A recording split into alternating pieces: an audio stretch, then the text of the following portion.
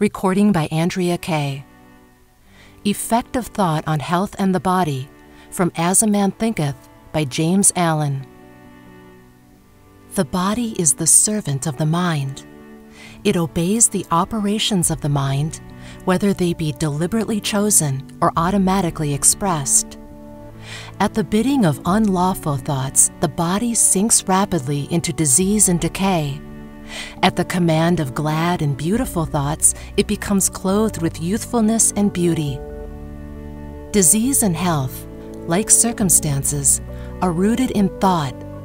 Sickly thoughts will express themselves through a sickly body.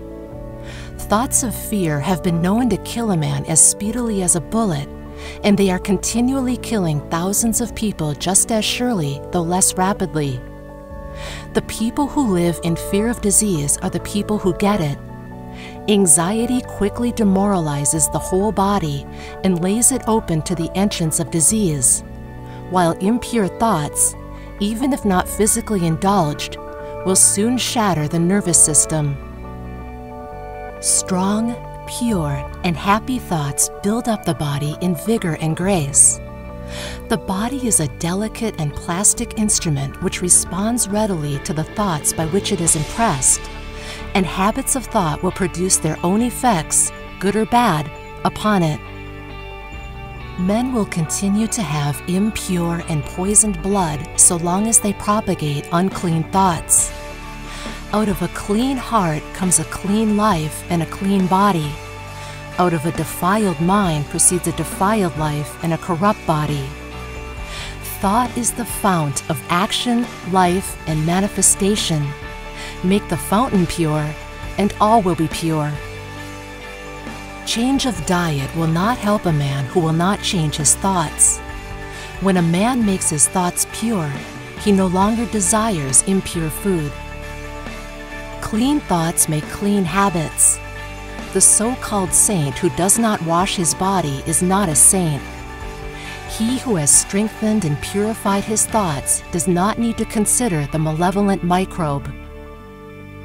If you would protect your body, guard your mind. If you would renew your body, beautify your mind.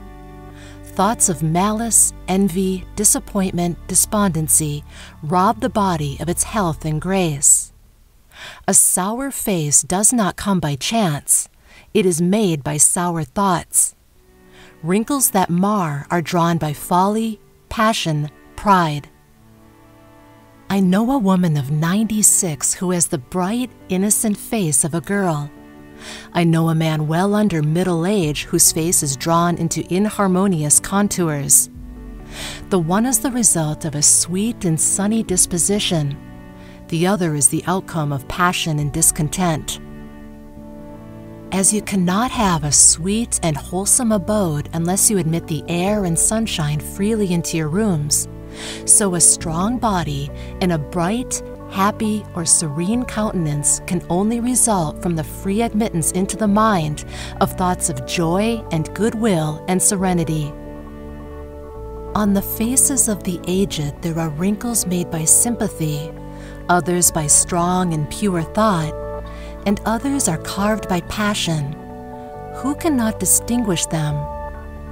With those who have lived righteously, age is calm, peaceful, and softly mellowed like the setting sun.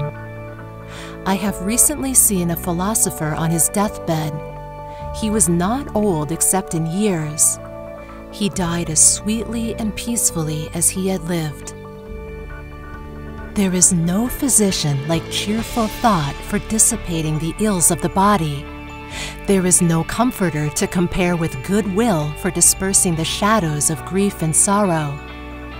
To live continually in thoughts of ill will, cynicism, suspicion, and envy is to be confined in a self-made prison hole. But to think well of all, to be cheerful with all, to patiently learn to find the good in all, such unselfish thoughts are the very portals of heaven. And to dwell day by day in thoughts of peace toward every creature will bring abounding peace to their possessor. End of Effect of Thought on Health and the Body, from As a Man Thinketh, by James Allen. Recording by Andrea Kay.